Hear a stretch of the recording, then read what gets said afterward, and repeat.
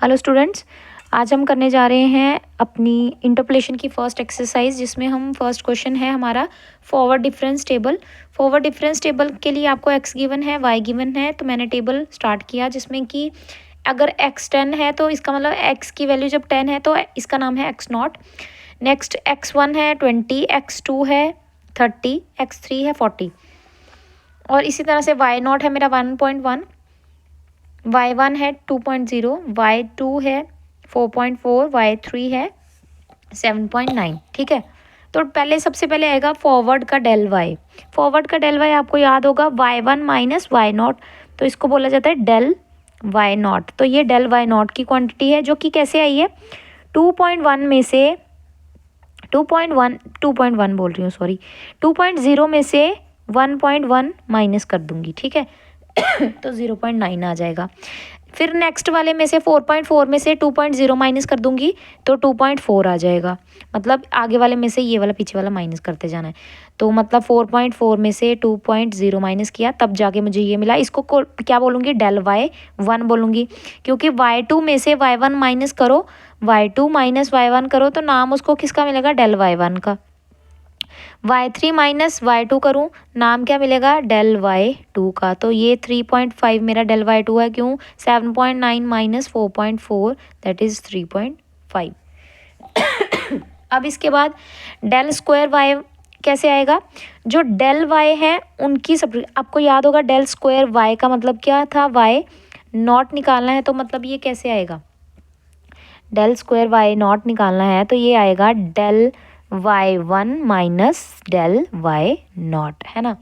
तो मैंने del y1 मतलब इसको इसमें से ये चीज़ इसमें से 2.4 में से जब 0.9 माइनस किया तो 1.5 आया, जो कि मेरी 1.5 जो है वो डेल स्क्वायर y नॉट की वैल्यू है, डेल स्क्वायर y नॉट की, है ना।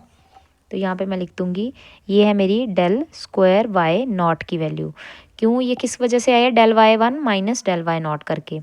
आगे डेल स्क्वायर y1 कैसे आया, ये नॉट है तो ये नेक्स्ट वाला 1 होगा, और ये कैसे आएगा, डेल y2 में से डेल y1 माइनस कर दूंगी तो डेल स्क्वायर y1 आ जाएगा। इसके बाद आती है क्यूब वाली लाइन। क्यूब वाली में डेल क्यूब y ये कैसे आएगा हमारा, डेल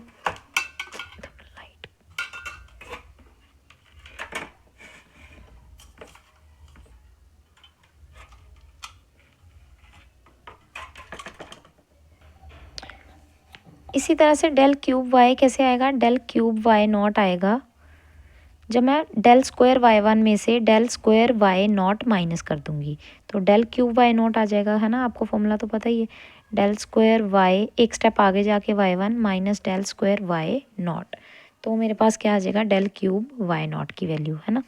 तो इस तरह से ये फॉरवर्ड डिफरेंस का टेबल जो है वो कंप्लीट हो गया है। इसके बाद जैसे कि नेक्स्ट क्वेश्चन है, F0 3 है, F1 12 है, F2 81 है। तो जो F के अंदर दिया है वो x की वैल्यू है, और ये जो इक्वल के दूसरी साइड है ये एफ एक्स की वैल्यू है, मतलब y की वैल्यू है। तो x के अंदर मैंने रखा 0 1 2 3 4, तो इस तरह से 0 1 2 3 4 ये मेरी x की वैल्यूज़, और ये जो एफ एक्स के बाद लिखा है ये एफ एक्स की वैल्यू मतलब y की वैल्यूज़ हैं। तो डेल y कैसे आएगा, 12 में से 3 माइनस कर दूंगी तो ये क्या आ जाएगा 9, 81 में से 12 माइनस करूंगी तो 69, 200 में से 81 माइनस करूंगी तो 119। ठीक है, और 100 में से 200 माइनस किया तो माइनस का 100, 8 माइनस 100 किया तो माइनस का 92। तो अब y1 माइनस y नॉट करूँ, ये नॉट है, ये y नॉट है, ये y1 है, ये y2 है, ये y3 है, y4 है, y5 है। तो इसका मतलब ये क्या हुआ, डेल y नॉट। मैंने बोला था फॉरवर्ड में ऊपर से काउंटिंग बराबर रखना तो आपको फॉर्मूला सोच के लिखने की ज़रूरत ही नहीं पड़ेगी। y1 minus y naught del y naught होता है, तो ऊपर से काउंटिंग बराबर, फॉरवर्ड है तो सिंपल बात, काउंटिंग ऊपर से बराबर रखो। मतलब y नॉट ये क्या होगा, डेल स्क्वायर y नॉट, ये क्या होगा, डेल क्यूब y नॉट, ये डेल 4 y नॉट, ये डेल 5 y नॉट।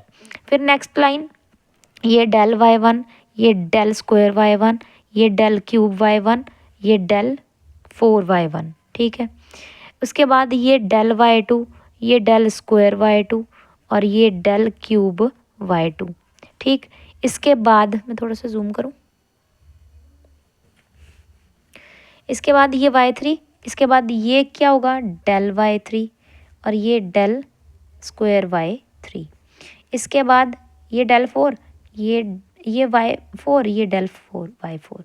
तो देख सकते हैं आप ये ऊपर से काउंटिंग में नॉट नॉट नॉट दिख रहा है, फिर उसके बाद 1 1 1, फिर 2 2 2, फिर 3 3 और 4 4 सिर्फ फर्स्ट वाले में है। 4 देखिए नीचे से 4 गायब हो गया, अगेन 3, फिर 2, फिर 1, फिर लास्ट तक अकेला नॉट बचेगा। फॉरवर्ड में ऊपर वाली क्वांटिटी काउंटिंग सेम ऊपर से रखनी होती है, बैकवर्ड में नीचे से काउंटिंग बराबर रखूँगी, ठीक है।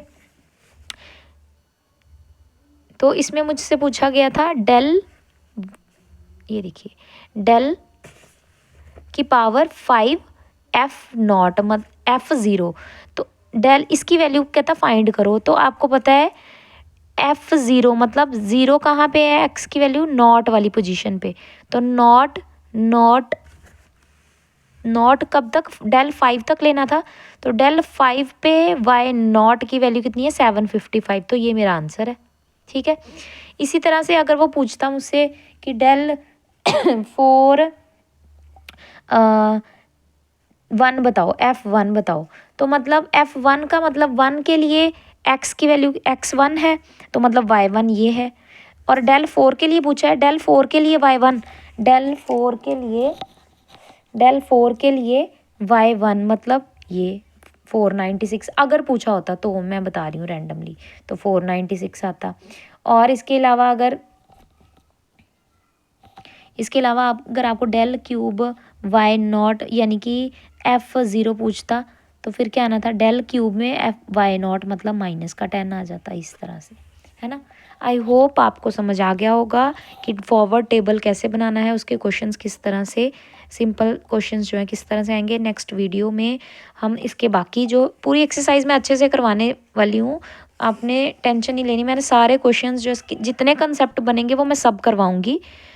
तो आई होप अगर आपकी कोई सजेशन हो आप मुझे कमेंट कर सकते हैं किसी तरह से, कि कुछ इम्प्रूवमेंट करनी हो, कुछ चीज़ ना समझ आई हो, या मेरे कुछ वीडियो बनाने में कुछ खराबी हो, कुछ बुराई हो वीडियो में, तो वो भी आप मुझे ड्रॉबैक्स भी बता सकते हैं।